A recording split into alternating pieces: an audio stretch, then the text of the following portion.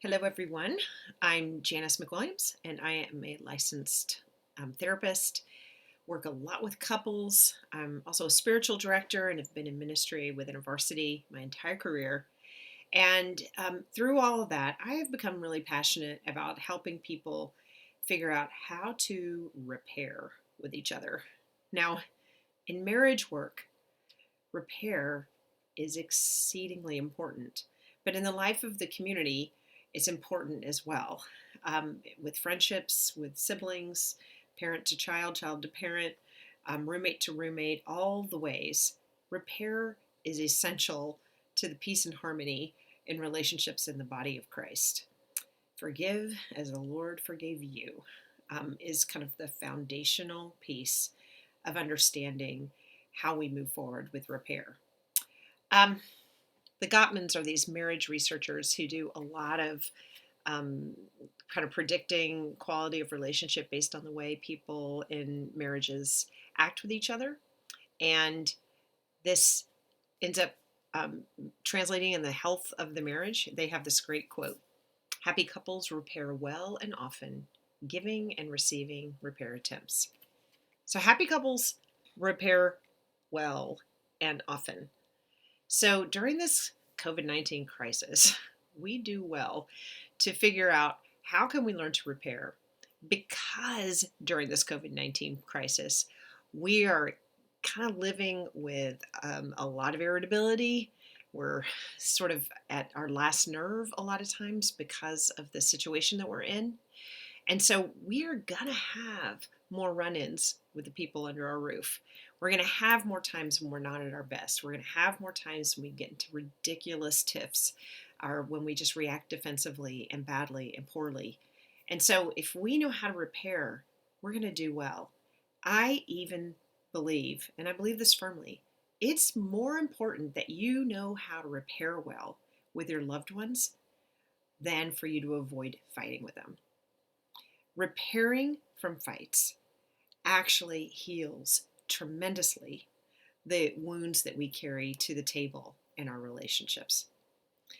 Okay, so the starting place during this time is I just want to say I have a lot of compassion and mercy for all of us because we are all living on our last nerve sometime trying to do what I think a lot of you are doing, which is parenting and homeschooling your kids and trying to work.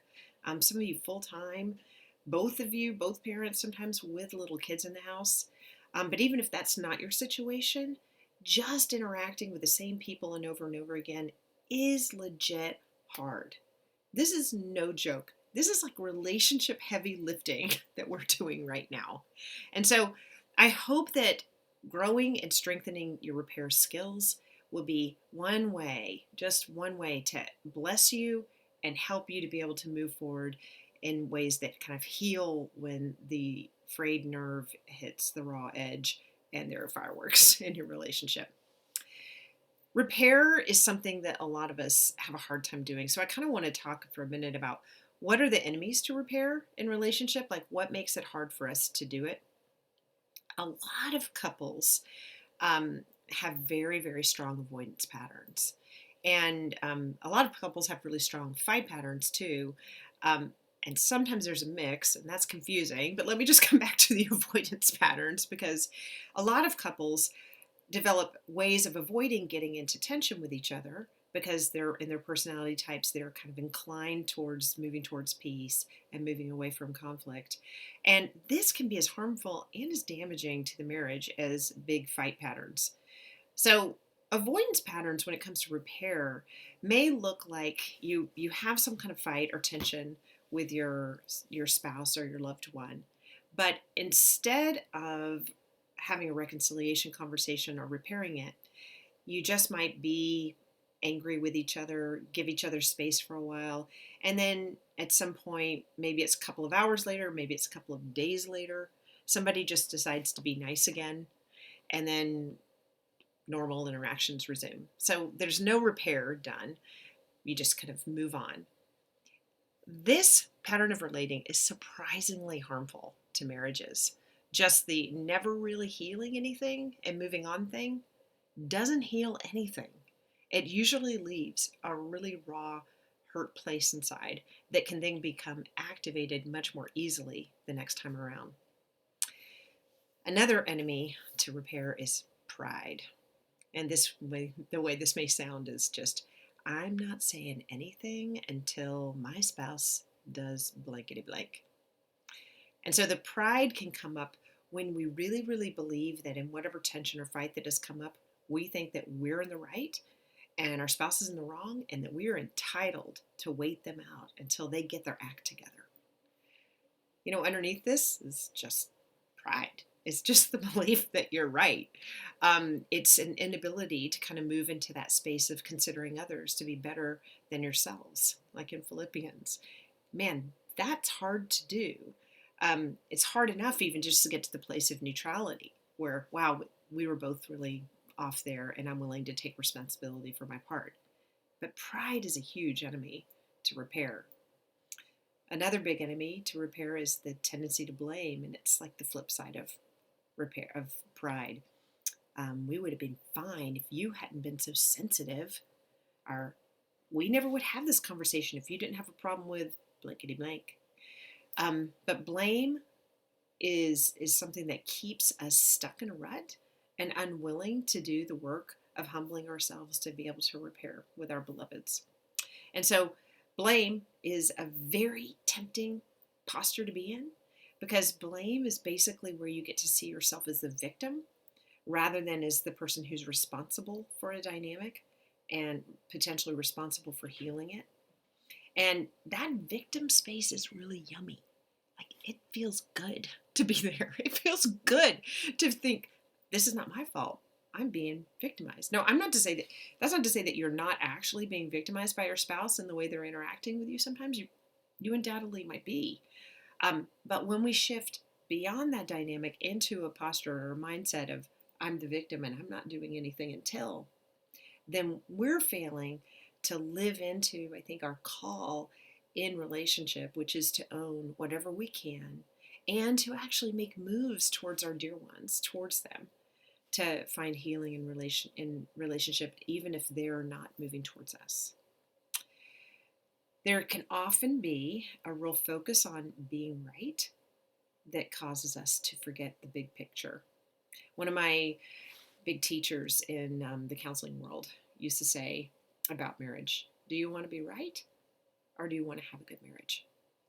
And I say that to a lot of the couples I work with in session, and sometimes they're like, you can have both, And I'm like, you know what, you may not be able to have both. If you are doggedly determined to be right and to convince your spouse that you're going to be right, you may thoroughly damage the relationship in the process. The wish to be right and the determination to be right sometimes clouds our judgment so that we fail to see the big picture. We fail to remember, like, I'm hopefully going to be living with this person for the next 30 years. So do I really need to be right about this today? Does it really make any difference? In the end, letting go of the need to be right can open up so much room and space for healing and forgiveness. And you really might find yourself not needing that or not feeling such intensity about it if you do your spiritual work to be able to let that go. I do believe that God will meet you there and help you. Another enemy to repair is just fear of rejection. If a fight goes badly, if hurtful words are said, if there's real damage done, we can shift into, I will never bring this and such up again. I'm never going to say anything like blank again. And then that shuts us off not only from good processes with our spouse or important tensions to keep having, but it also can pull us back from wanting to repair. If I bring this up again, it's just going to go south again. And we're not willing to go into the vulnerable space to make repair happen. This is, again, a bit of a spiritual journey for most of us. Can you bring that fear of rejection to Jesus and sit in that space with Jesus to be able to allow the ministry of the Holy Spirit to you, give you what you need to know, even if there might be rejection again on the other side of this, I do have what I need from God to be able to move forward. Now, repair with couples and beyond, it can look really different with different people. I used to be what I call a repair fundamentalist. I used to think like the only way you can have repair is if one person really gets to the place of being able to ask for forgiveness. Like, um, look, I called you something a name, and it wasn't fair, and it wasn't true, and I sinned against you when I did that, and will you forgive me? So I used to think the only way to repair is somebody's got to ask forgiveness, or somebody's got to say, I apologize. Do you accept my apology? And then the other person needed to respond with, yes, I forgive you, or yes, I accept your apology. That it had to be transactional. Um, Now, I still believe that all couples do well to learn how to do transactional repair, especially in the places where you can say, you know what, I've sinned against my spouse. I didn't talk to them for 2 days. And no matter what they did, that's uncalled for. That's, whatever they need to take responsibility for is not my thing. I need to take responsibility for myself, and I'm going to come to my spouse and I'm going to say, look, I didn't speak to you for 2 days, and I ignored you and treated you with contempt. That was wrong of me. Will you forgive me? That skill is really important to learn. And I do believe, and the other side of it is really important too, being able to say, yes, I forgive you. Or, you might have to say, look, this needs to sink in a little bit. Give me a little bit of time and I'll come back. If you can't offer that forgiveness right away, that makes sense. That's the way life is sometimes. But for all of us, we do well to know this, because I would say for felony hurts, I think there are kind of felony hurts and misdemeanor hurts, but for felony hurts where there's a clear sin, that we sinned against our spouse, a lot of times, and it's a big one, a lot of times that transactional, clear, um, asking for forgiveness is really, really key. But where I've kind of broadened is understanding that there are a lot of things you can really successfully repair from without necessarily doing that transactional type of interaction. And those spaces, I think, are when our hurts against each other are unintentional, or they are in that category of kind of like a misdemeanor. Say when you were thoughtless about something, it may not be a clear I sinned against you, I really tried to hurt you, but more like I forgot something, or I overlooked something, or I was thoughtless or careless. And so in that way, there are a lot of ways couples can repair. Now here's the complicating thing. When there's a concept I like to talk to with couples called the foundation of goodwill. And that's just intuitive. It's what it sounds like. Do you have a foundation of goodwill between you? If you have a foundation of goodwill between you, then you can probably be a little more casual in your repair attempts, and it'll probably go well. If your foundation of goodwill, however, is brittle or damaged, it's going to be harder to repair, and you might need to go to the more formal ways of repair to get there, to get to the place you want to.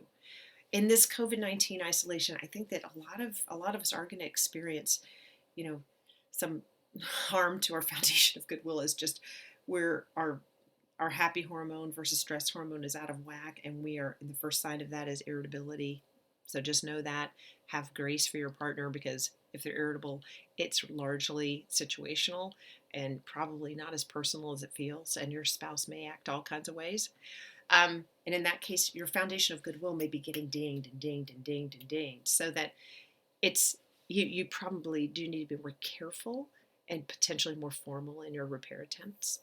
Um, but there's a spectrum of ways to repair that go, that lean on a strong foundation of goodwill. Even just sometimes like a goofy smile and like that was dumb can repair something for couples that have a good foundation of goodwill and are really in a place to have that kind of casual space, or just even, you know, a, something like a flirty admission of like, I'm not doing this well, am I? And that can just melt all the pain away and can be repaired. I discovered a lot of this because I would ask couples about fights they had, and then I'd say, well, how was the repair? And they would say, well, He left me a note and said, I'm I'm a I'm a jerk, and there was like a little cookie with it, and I was like, well, were you repaired? And they're like, yeah, that's all we needed, and we were repaired. And I was like, okay, maybe it doesn't always have to be as transactional as I thought. There are lots of ways to make repair attempts, from the goofy face to the little note in a gift to a conversation where maybe you can't own that there was actual personal sin involved, but you're able to reach out to your spouse anyway, like, hey, I hate the way that went. I can see you're really hurt. I don't know exactly how to redo this, except that I want to redo it. Can we start again? Can I be more of a partner to you?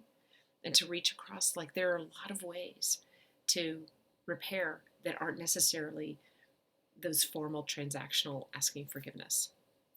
Now, one way, I mean, I'd even like to give you just a script to try because sometimes when we have the need for repair, we just need to have some way of like being coached through it, especially if we don't tend to repair very much. If this is a new commitment that you're willing to make, and I sure hope that some of you will be willing to make it, then this might be helpful. So you might start with something like this. Hey, I don't like that I blank, or I wish that I hadn't blank. So write this down. If you were with me, I would give you a little card with all this on here, but since we're not together, I can't give you the card. So write this down. Hey, I wish I hadn't yelled, reacted that way, or gotten aggressive, or gotten defensive. So just fill in the blank. Say, hey, I wish I hadn't acted that way. So that's step one. Step two, can I blank? Now here's some choices for how you might fill in the blank. Can I start over? Can I try again? Could I apologize? Can I make it up to you? And so there are some things you can fill in that blank with. Can I blank? And then third, I want to be blank. I want to be nicer. I want to be calmer. I want to be a better partner. I want to be a better listener. So if you follow these three things, it is a wonderful setup for repair. And if you find yourself on the other side of your partner trying to do this, and if they're reading off a piece of paper, and if it's really awkward and clumsy, I'm going to ask you, look, have compassion for your spouse or your family member or whoever's on the other side of this who's trying to repair for you. Hang in there. Listen to them. Try to engage. Try to go there, because your partner is trying to repair with you. And it could be one of the things that really strengthens your marriage during this difficult time. Remember, happy couples repair often and well, giving and receiving repair attempts. These fortunate couples even do preemptive repair, sensing quickly when the partner is wounded and reaching out to connect. And what might that look like? It might mean that as soon as you get into tension, that you might realize, oh, this isn't going well, my partner's not doing well, and you figure out ways to begin repair before you've even gotten into a big fight. So you might say, wait, this isn't going the way I wanted. Or you might say, hang on, I got really defensive there. Let me try again. Or you might say, hey, I feel like you're hearing something I'm not meaning to say. Can I try again? Or can we take a break and come back to this in a minute? All these things would be really, really healthy to do. You see, one of the foundations of my work, and for those of you who are listening to this who are indeed married, this is for you, although it relates to the relationships too, just like all the skills of a good marriage do. But one of my foundational principles in working with couples is that of the unilateral commitment. The unilateral commitment basically means it stands in contrast to a bilateral commitment. A bilateral commitment means if you do this, I'll do that. If you're nice, I'll be nice. If you yell, I'm going to yell. That's a bilateral commitment. The difficulty of that in marriage is, I think, fairly obvious, is that both of you have to be on your best behavior at the exact same time to do anything fruitful or good in your relationship.